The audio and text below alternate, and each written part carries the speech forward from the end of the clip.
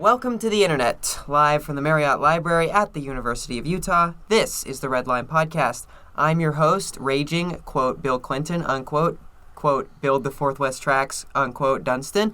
And these are my co-hosts. Kyle, quote, ride the train, close quote, Holland, and... Alex, open quote, orange bike, close quote, Fielder. We also have a guest today. Say hi, guest. Hi, my name is Royce Hotchkiss, but you may know me as Rust Belt City Enjoyer or Rice. I'm one of Transit Twitter's chief St. Louis boosters and Metrolink apologists. I mean, is it apologist if the system that we're apologizing for is, like, objectively good? It's a good system, but it's got its quirks, for sure. Don't we all? Yeah, so we'll have Metrolink Monday and much more after the news. Trademark. Do. So, both of our news items today will be local in nature. Firstly, the Red Line Podcast would like to congratulate UTA bus driver Dale Brady on reaching 4 million miles accident-free. His 47 years of service are much appreciated, as are his apparently supernatural driving skills. Kudos. 4 million miles? I know. That's insane. Man must have been driving the 470 the whole time. That's a lot of miles. I mean, over 47 years, that's 1 million miles in 10 years, so every year you're going 100,000 miles-ish. That's a lot. 47 years? Like 80,000 miles a year, basically. That's a very large number. Has he been with UTA since inception? Since, well, let's see, that would be 1976, so like 6 years after it was founded. Wow, so Whew. Close enough. Yeah, That close is enough. impressive. So thanks, Dale Brady. I hope I see you on the bus before you retire. That'd be pretty neat. Yeah. That'd be Because sweet. he'll have the little patch that says 4 million miles accident-free that operators get. Is he the first one? Yes. To make it to 4 Although million miles. front-runner operators are probably going to edge that out pretty soon because we just get a lot of miles. Yeah. Like, we have several 2 million milers at Frontrunner now, and Frontrunner's only been around since 2008. So, Although I'm pretty sure Frontrunner hits things more often than the buses do. I mean, not really.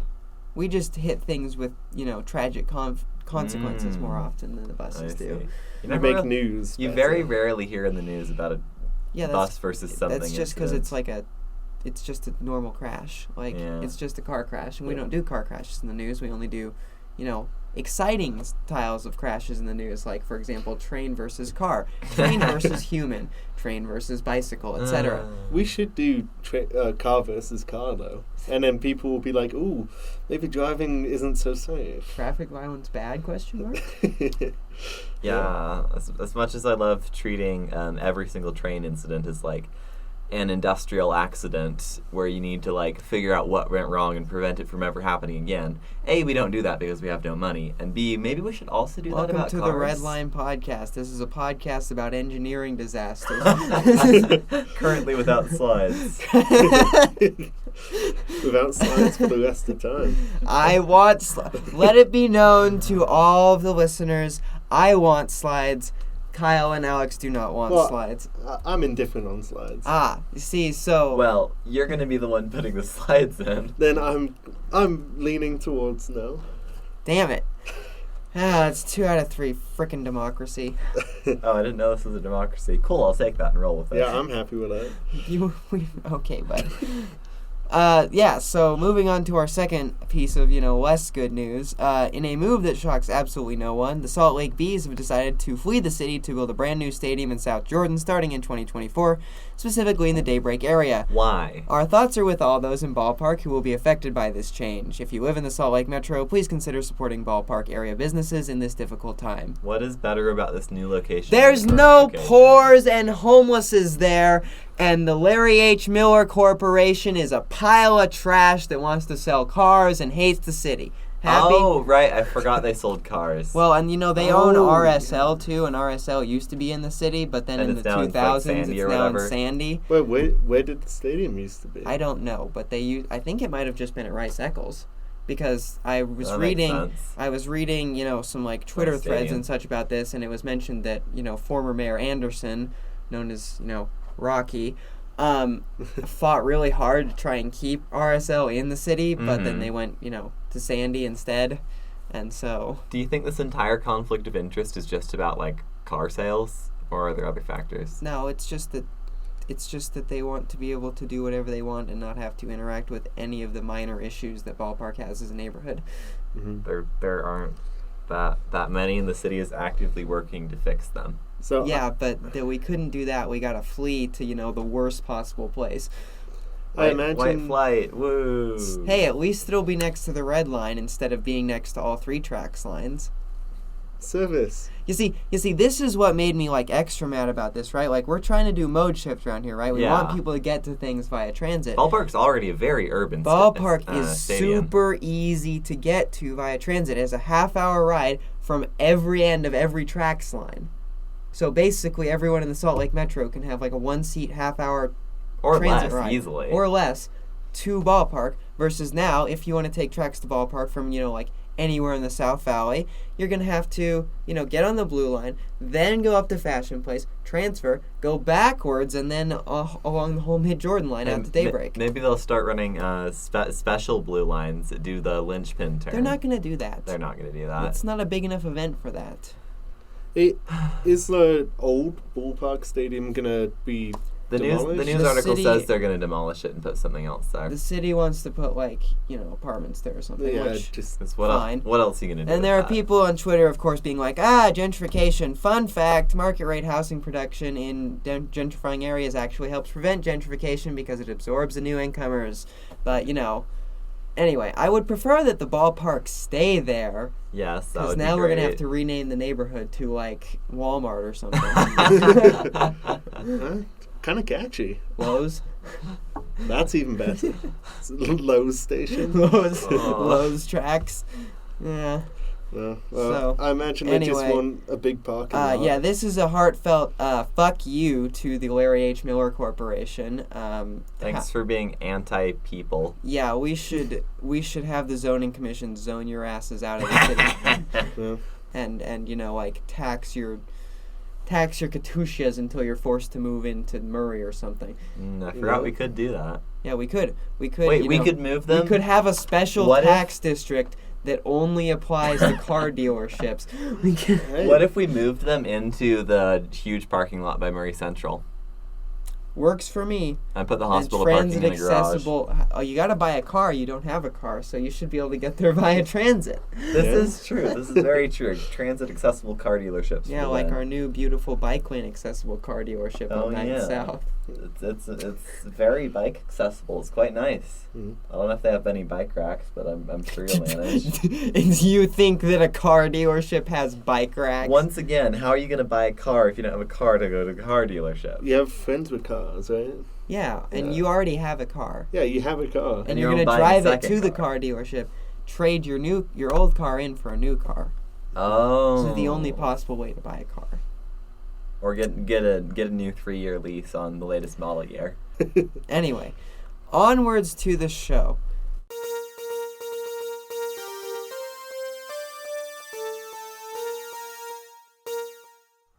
Okay, so The show. the show trademark. I don't trademark that one. Okay.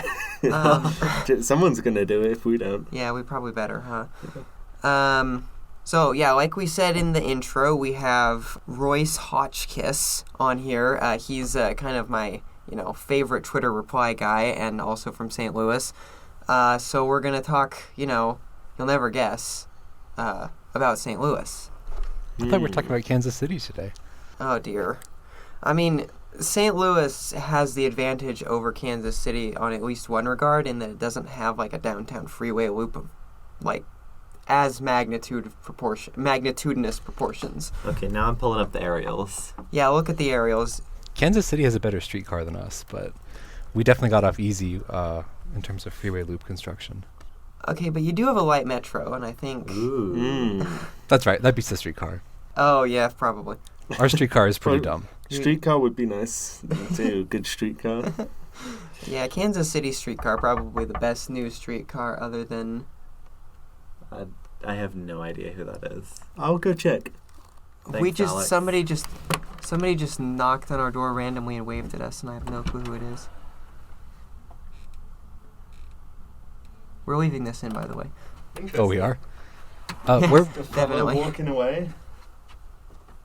Weird. Maybe he doesn't know how podcasts work. Yeah, That's like okay. it's not like there's a stop or recording sign on the closed Okay. door of the podcast booth. Anyways, So continuing, so St. Louis, it's located at the confluence of the Mississippi and Missouri rivers, making it a natural hub. I know, fancy word, right? For national transportation. From its beginning, it was a hub of travel and trade and the gateway to American colonial expansion into the West. Railways, steamboat lines, and plain old roads converge in St. Louis, which caused an explosion that made it one of the great American cities of the 19th and early 20th centuries. It's also one of the most racially diverse cities in Middle America, and as a consequence, one of the most segregated and unequal. Probably the best known thing from St. Louis is the arch thing, the Oh, giant, yeah, the giant that one, silver that gateway arch. Is that the archway to the west? Gateway to the west? Yeah, it's yeah, what does gateway that to the west. symbolize? Yeah, gateway to the west. The arch it's a national park and it looks really nice. However, I do think it's important to kind of highlight its mixed and complicated history. When the arch was constructed, there were several city blocks that were just totally leveled, and there's like some really haunting pictures.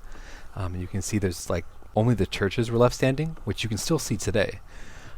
But several city blocks were leveled, and 20,000 working class minority majority residents were displaced by this.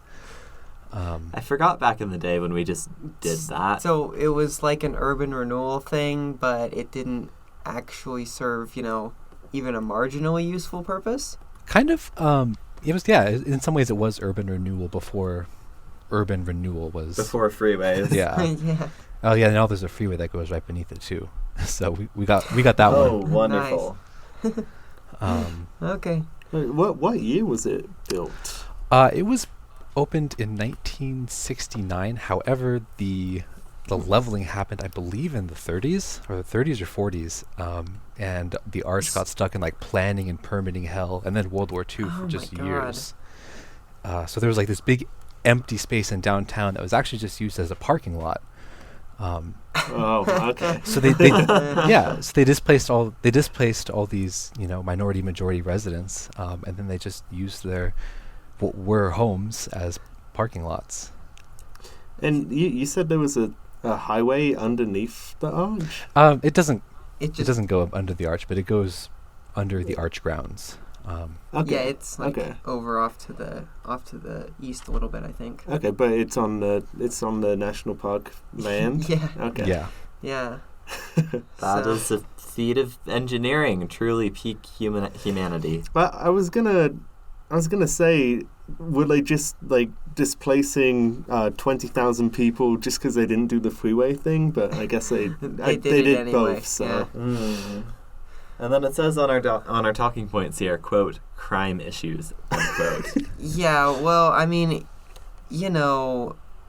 as my, eventual possible future video about, crime in the American city will say, everyone really likes to hype up how much crime there is in American cities, and that is, including St. Louis, of course. And that's not to say there isn't, violent crime, but it's a little more complicated, and I think that you have some notes here for that, Royce.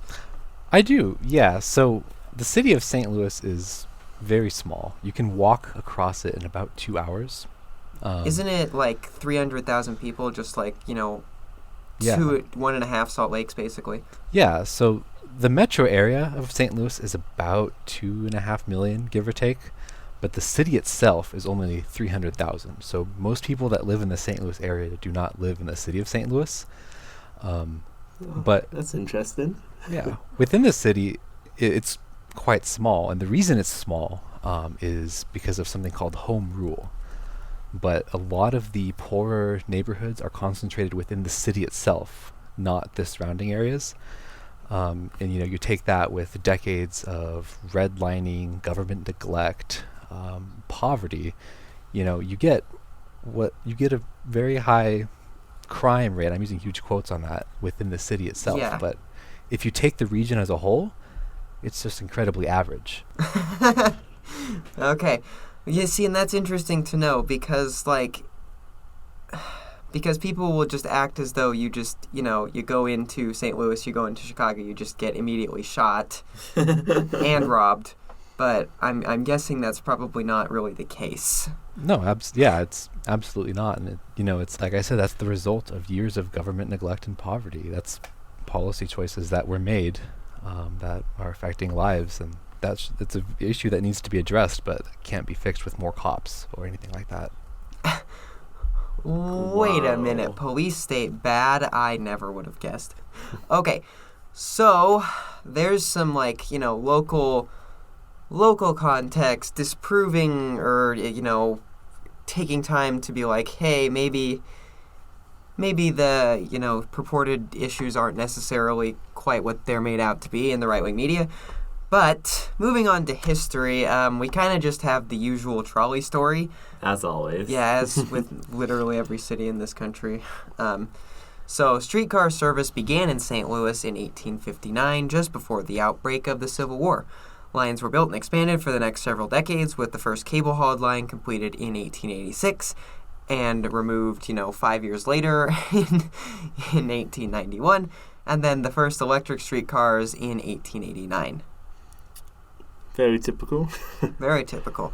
What I would say is probably not typical is that by 1920 there were over 485 miles of streetcar lines in the city of St. Louis, with over 1,600 streetcars in daily operation. That's massive. We build bus systems these days that look like that. That's insane. I mean, to probably a greater degree than almost anywhere else in the country, St. Louis is really a streetcar city, and I'm sure that Royce can attest to this. Just walking down certain areas in the city, you really see that kind of old streetcar development.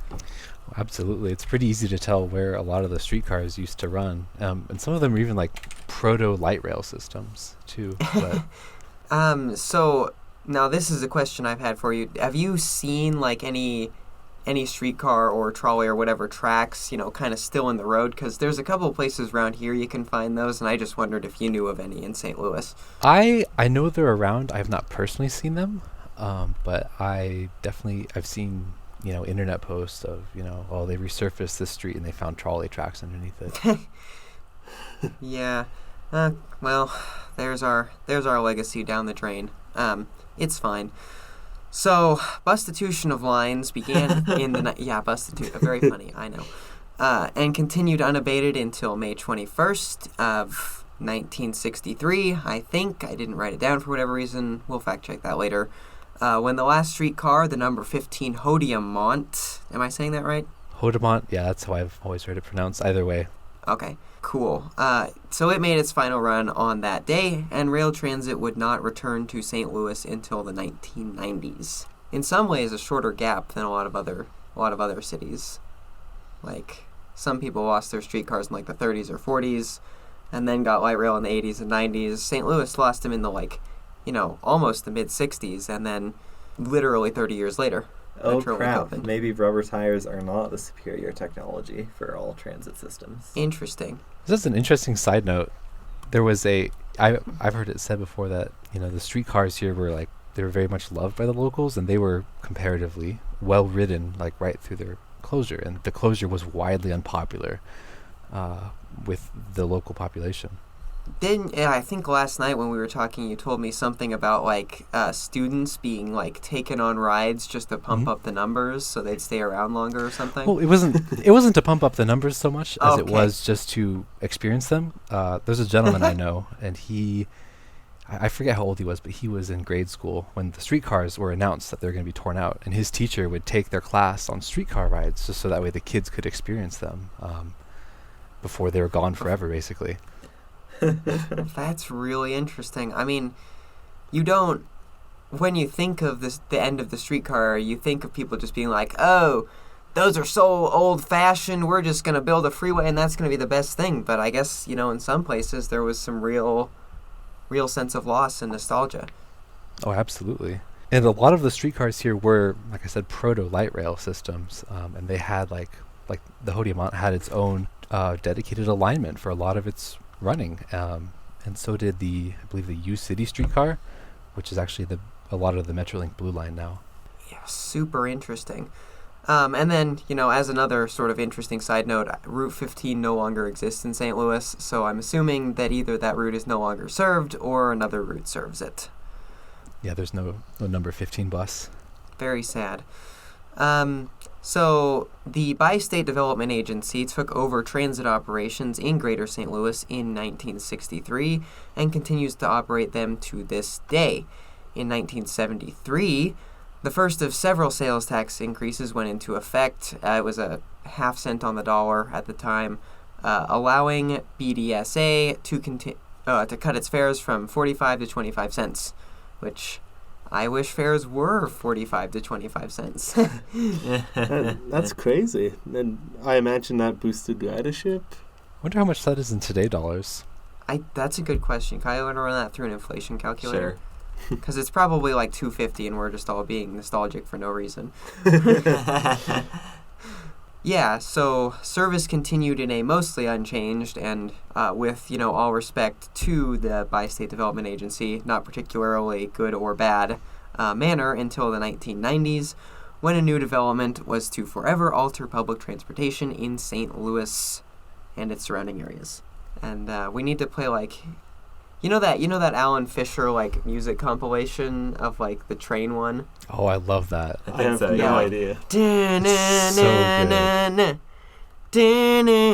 Metrolink or something. We gotta. I know the exact one you're talking about. Yeah.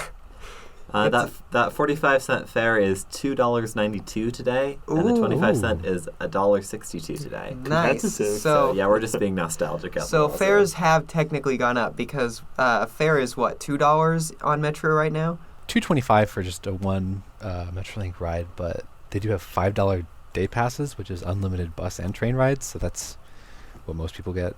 And week and month and annual passes as well, which are significantly cheaper.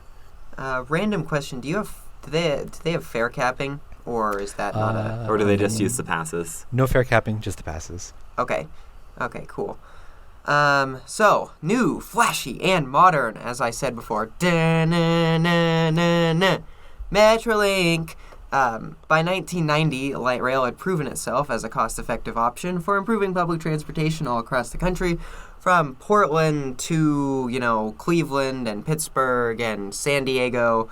Everybody wanted in, and St. Louis was no exception. This being post-Reagan, where public transit now has to be cheap instead of regular. And it has to make money because we were still doing a neoliberalism at the time. Oh, okay. Cool. BDSA planners, that's very close, had been searching for a way to radically improve public transit, and with light rail, they found their path forward. In 1990, initial construction on Metrolink's first line from St. Louis Lambert International Airport to East St. Louis on the Illinois side of the Mississippi. They don't call it the Bi-State Development Agency for nothing, I guess. Construction was completed on time and on budget in 1994 and proved to be massively popular, driving nearly rabid demand from nearby communities for further expansions. Yeah, Metrolink in its sort of initial days was very much a light rail success story, and I think that may contribute to... is there kind of a local pride in it? Because I know we don't necessarily have that for our light rail system, but I know a lot of places do. So is that a sort of a thing? Maybe it's not so much anymore. I think it really goes underappreciated locally. I think a lot of people just take it for granted. It's something that's there, and it's always been there, and people think will always be there. And so hopefully it will always be there. Yeah, hopefully. Okay. Oh. Interesting, I guess. So like I said, there was kind of rabid demand for some expansions. In 2001, St. Clair County Extension brought Metrolink service deeper into Illinois, adding 8 new stations to Southwestern Illinois College, which is a community college. And then in 2003, a further 3.5-mile extension was opened to Shiloh Scott Air Force Base, which is, to my knowledge, the only military facility directly and specifically served by rail transit line. Kind of interesting. And then in 2006, the Cross County Extension, which makes up basically the whole of the Blue Line now, brought 8 miles of track to St. Louis County, bringing the Metrolink system to its current extent. This extension was also the cause of Metro's famous spat with a company over alleged construction defects/delays/overruns. In the early days of Metrolink, there was just such a flurry and a fervor for construction and expansion. The cross-county extension opened in 2006, and then, 2008, they did the first study for a north-south line, which nothing came of it. There were some funding issues, and the Great Recession happened, so that was all kind of further expansion after that was kind of put on the back burner, where it still largely is today, unfortunately. That is unfortunate. And if I recall correctly, 2009, 2010, Metro had a really terrible fiscal crisis and had to slash service for a year or so until they got a new sales tax thing. Am I saying right there? Yeah, and I believe that Metro, they're still not totally where they were before that. They, if I remember correctly, they used to have 7.5-minute headways, which is now up to 20 per line. So that was 7.5 on each line? I believe so. It might have been through the peak section, Wow. which is now 10 minutes. But they had really, really tight headways. No wonder which- people loved this thing. And those terrible headways are part of the reason why ridership is down so much now. It's kind of entered into that, self-destructive cycle. Yeah, well, and as I recall, Metrolink's ridership in 2007, the best year for ridership was almost 57,000 people a day, which is, really substantial for kind of a two-line system, especially one that mostly serves park and rides. Yeah, with no north-south connection at all.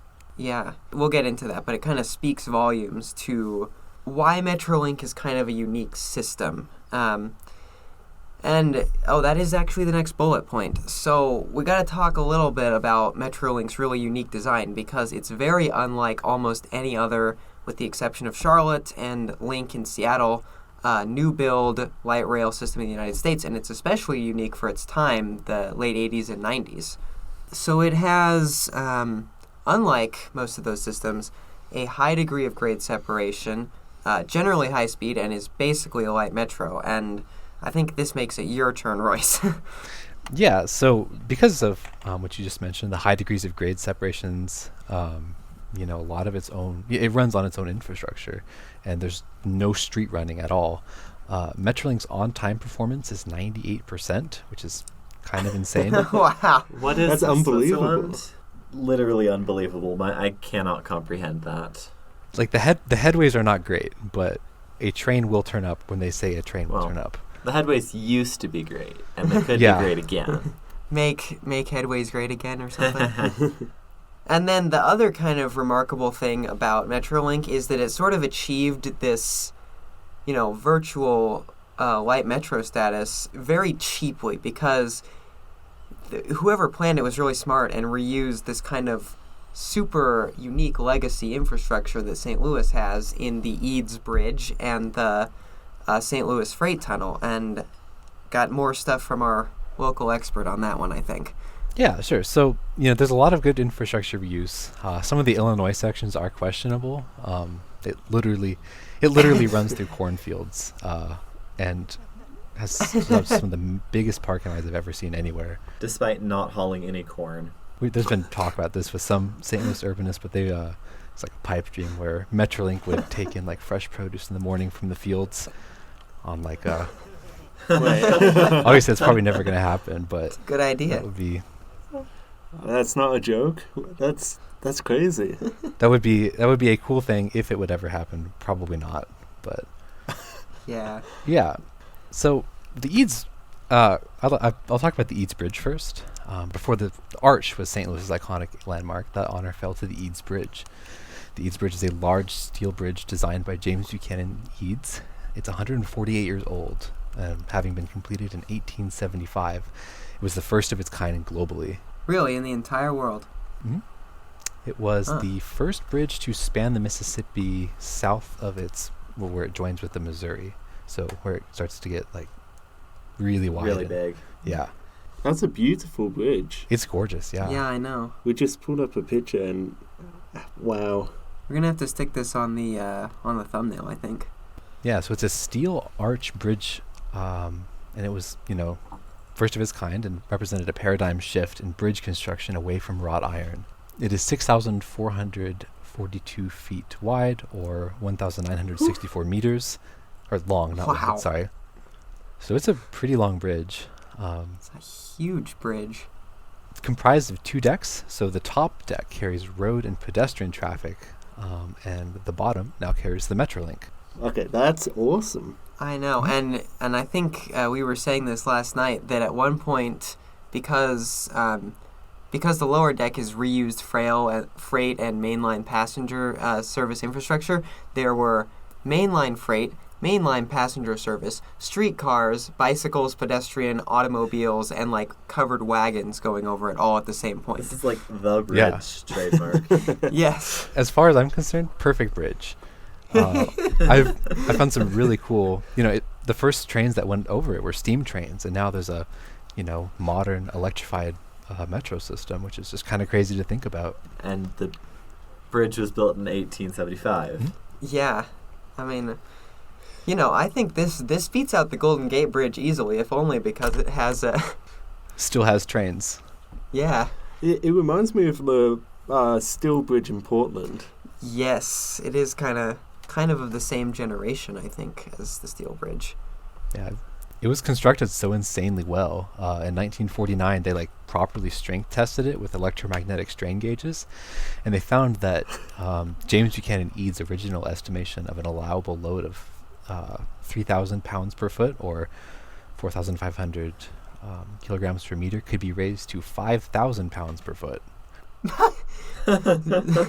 So better than expected. Yeah, and when they first opened it as a stunt, they filled the lower deck, both tracks end to end, with steam engines. Just to show how strong it was Yeah. and to build public confidence. Yeah, I and love that. I think we should do more of that sort of stuff. We don't do that anymore. I agree. We should do more That's crazy awesome. stunts like that. Yeah. Yeah. Well, I mean, the modern American has too much trust in the average bridge. We need to start doubting the strength of bridges again, so we can Yeah. have monster trucks full of elephants drive over them or something. Exactly. Eads Bridge, pretty cool, and then also there is just this old freight tunnel because the Eads Bridge it feeds right into downtown St. Louis, right? It doesn't exist in Yeah. the void. Yeah, so they built an almost a mile long freight tunnel to carry freight and passenger traffic, to the other side of downtown, and then now the Metrolink runs through that. So they basically got a subway for free. Under downtown? Under. Yep, those also opened in 1875, and they're cut and cover tunnels, but from 1875. So they're really cool. They're sandstone and brick tunnels, and when you're standing on the stations that are in them now, you can see the old brickwork, and it's pretty awesome. Wow. Whoa. Yeah, it's cool. I mean, I remember when Mike was there, our friend Mike Christensen, that is, he was just completely nerding out over the tunnels because they're quite something. This looks like it could be in Europe. It really does. Mm-hmm. Wow. And then the other thing about the tunnels that we should mention is that at one point, I don't know if this is on the bridge or in a section of the tunnel, it is so short compared to the trains that they have to use an overhead third rail instead of pantographs. I think I'm correct on that, right? Yeah, and that's the section that goes over the bridge and through the Laclede's landing station. What? Yeah, so there's two. It's just a metal bar that carries electricity. I'm not quite sure the benefits and drawbacks to that, but it's kind of cool to see basically nonetheless. a third rail, but in an there's a unconventional picture of it. location. Yeah. No, that's not it. Yeah. So there was 2 stations added in the Eads Bridge. On the bridge. Wait, in? Yeah, in the bridge, yeah. There's stations on the For, bridge. for what reason? It's a good place for a Metrolink station. stations. Yeah, Just to get off on the bridge and... yeah. So you Yeah, get off one's in. inside the bridge. Oh, but they're on the ends of the bridge that are That's right. on land, on the approach. Oh, Yeah, okay, yeah, okay. it's I, not I thought it was in the middle Oh, of the no, bridge. no, okay, no. I'm sorry. Okay, okay. Yeah, it's I mean, if you basically do that you with, see bungee these jumping or arches something. here is Okay, where it okay. is. Okay, that makes more Yeah. sense. So Yeah. kind of at either end. That's a feat of engineering right there on a bridge that old. Yeah. Oh, absolutely. Yeah, the Laclede's landing station is probably my favorite rapid transit station anywhere, because you get off the train, you just have this beautiful view through the old brick arches of downtown and of the arch itself. It's magnificent.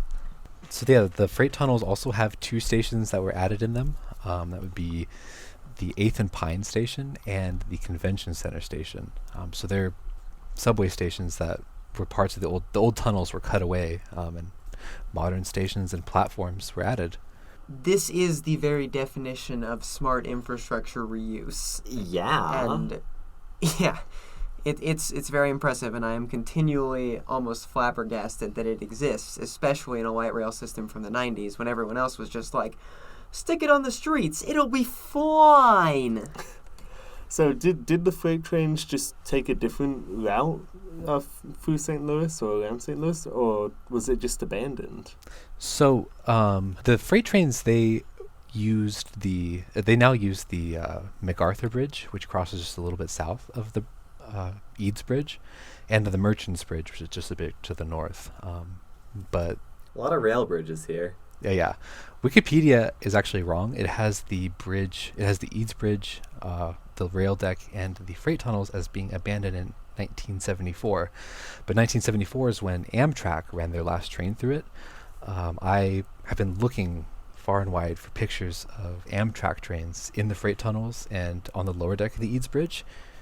Can't find anything. But I did find lots of pictures of local freight using the tunnels and the rail deck like through the 80s, potentially right up until the bridge was acquired by the city for the Metrolink project. I mean, that makes sense. It's good infrastructure. Oh, absolutely. And yeah. there was no pushback from the freight railroads? They, if I recall correctly, they were traded to the other bridge. The city owned the other bridge, and they owned the Eads Bridge, and they traded across, if I'm correct. So they probably were happy to get rid of the tunnel so they wouldn't have to do any maintenance in the future? Maybe, and also the tunnel has a really tight loading gauge, so it really limited what you could run through there. So they can't, the pictures I've seen of like the big old F units going over the rail deck, these things look like they just barely fit. And no double stacks. No double stacks. But double stacks do go over the MacArthur Bridge, which is Unsurprisingly. yeah. The Eads Bridge was owned by the Terminal Railroad Association of St. Louis, and they're like a weird like local freight company. But they own the MacArthur Bridge now, which carries Amtrak, Union Pacific, and a couple others, I think. So it sounds like a good trade for everyone then. Yeah, it was. Everyone was happy. Everyone got what they wanted. And yeah. That doesn't happen too often. I know, especially with the Class 1s. Yeah. So Metrolink, I mean, quite the impressive system. Obviously, in recent years, it has struggled to, maintain and build ridership because It's struggling to maintain and build service. as we discussed, there are 20-minute headways on both lines at the moment, and that is not ideal. Pre-pandemic, it was like 36,000 a day, which is still, respectable, but not the peak anymore. Less service equals less No. ridership. I think it's down to Yeah. about 21,000 today. Rip. Yeah, post-pandemic be like, Maybe they should run service and look into that north-south line again. well, we're going to talk about that. Well, there's some issues right now, some damaged infrastructure where they can't really run more than 20-minute headways right now. But the main interline section is 2 lines running 20 minutes, so 10-minute headways on the interline section, and that's not too bad. So they're just slowing it down so they don't damage it more than the infrastructure? Yeah, I think we're going to talk about this a little bit later, but there was some flooding over the summer that just ruined the main interchange station between the red and blue lines at Forest Park. Really? That's no good. No, yeah. Yeah. So are they running like single track or something while they fix that up? They are, yeah. So they're running single track right now, and also so the signaling, route setting, communications, basically everything except the catenary got cooked. So Jeez. they're running line of sight operation on a single track section. So slow plus single track. Whoa. Line of sight and radio. Maybe we should say we're impressed that they're running 20 minutes. Yeah. Yeah, I would say that's pretty good. Okay, and I'm reading what you wrote here. So it's $40 million to fix everything. That's not an insubstantial amount of money. Especially for a smaller transit agency like Metrolink. Yeah, that's crazy. Can they not get it from like Joe Biden or something? Yeah, you'd think the I- feds would pay for something like that. I think it's paid for. It's just a lot of work that needs to be done. That makes sense. So I think the estimated time of completion for the project is like sometime in May of this year, but we'll see how that pans out. All right, keep us posted. We might need to do a follow-up. Yeah, follow-up Metro Fixed. I don't know. So I'm sure that'll be in the news probably when it gets done. So, yeah, and then we should also mention in terms of post-pandemic ridership and such, like almost everywhere else, Metro Transit is facing a severe staffing shortage at the moment and has had to discontinue as many as 6 bus lines and cut service on dozens of others. Large oof. Yeah, so the biggest deficit of operators right now is on the bus network, and how Metrolink does it a little bit different than some other agencies, where their train drivers have to be bus drivers first, and they hire their train drivers from their pool of bus drivers. So they're actually putting a lot of train drivers back into buses just so that way they can keep lines running right now. I mean, that's I guess a useful quirk. That's pretty convenient, I guess, for the circumstances. If there's a crisis. Yeah. But it does seem a little goofy, especially since, in a lot of light rail systems, you have a lot of street running, and so you kind of would be good to have that operating experience. But Metrolink is just, it's all train. There's no interaction with cars. So that does seem like an interesting requirement to me. Could that just be because everyone wants to drive the train? Probably. I mean, it's possible. Yeah, I'm not exactly sure why they do it. I know, like, the CTA, you have to be a flagger first, and BART just hires train drivers directly from the general public. Go BART. I know at UTA most of our rail operators do come from bus, but we do just hire, straight rail operators as well. So I guess it depends. Yeah, so that's kind of the big issues Metro is facing right now. I know, there's been some talk about safety issues, and turnstiles were installed relatively recently because people were scared of safety issues, which, I mean, I guess I get. Yeah, they're not in yet, but they're... Oh, they're not in yet. No, but they're planned to be. The whole issue with that is, like, in fare gates is, they're... And I'm using huge air quotes here, is security, but safety is not really an issue, and it's probably only just to lure in more suburban commuters. They're also, Metrolink's just way too worried about the vibes of the system, and they've been spending way too much on cops. So are we seeing, like, cops at every station, like New York City style, or? Definitely the most busiest ones, and there's sometimes just like 3 or 4 of them that just stand around and do nothing, or they ride the trains. Maybe they should hire some, like, conductors or something to just surf the system and just say hi to people. Yeah, or the ambassadors. Fare ambassadors like Portland.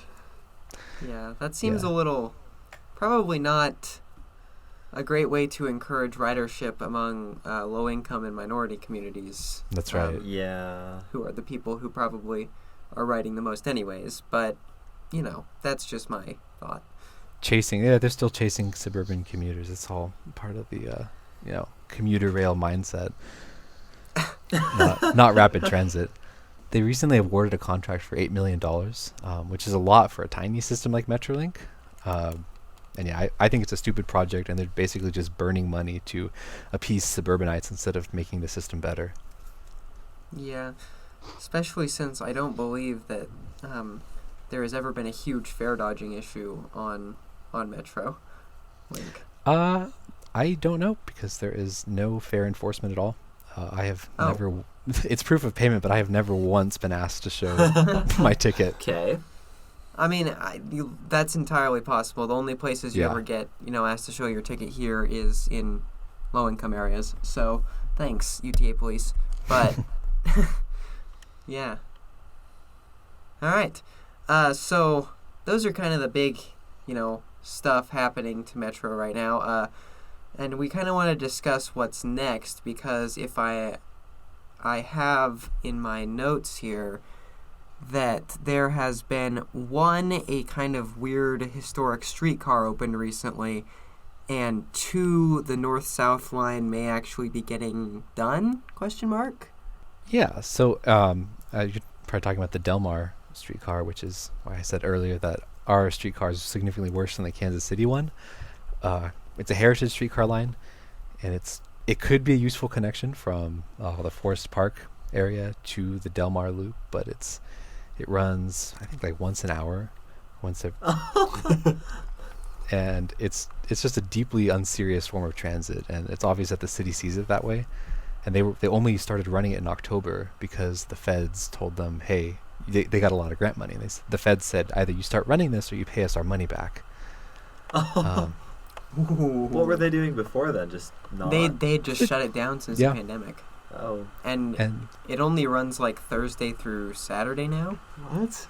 And they run. It's not running over the winter because no one needs to go anywhere when it's cold out. Right. And rail transit definitely isn't like a huge commute saver for lots of people in bad weather. No, yeah. It's very frustrating. It could be a good connection, but it's running this thing like it's a models train or something. Yeah, really. Yeah, I mean, there's some wacky grid stuff in St. Louis. We're looking at the streetcar on Google Maps right now. Yeah, and then also I know that there is, a lot of chatter about the north-south line right now. Some kind of like secondary study has been published, right? Yeah, so I think the general alignment has been chosen. The city announced that they are going to be running it on Jefferson Avenue, but it's most likely going to be street running LRT. And the reason why they're running it on Jefferson is because NGA, which is the National Geospatial Intelligence Agency, which is part of the government, is building a huge new campus in North City on Jefferson Avenue. And they want to, again, chase those commuters, which is a good thing. That would be a good area to serve. And building transit at the same time as you're building a new development is good. Absolutely. And it's also going to go into the South City, which is the South City is very dense and kind of, except for a few pretty good bus lines, underserved by transit. So the north-south is going to be a good connection, and even though it's going to be street running LRT, it's probably going to be fairly successful. That's good.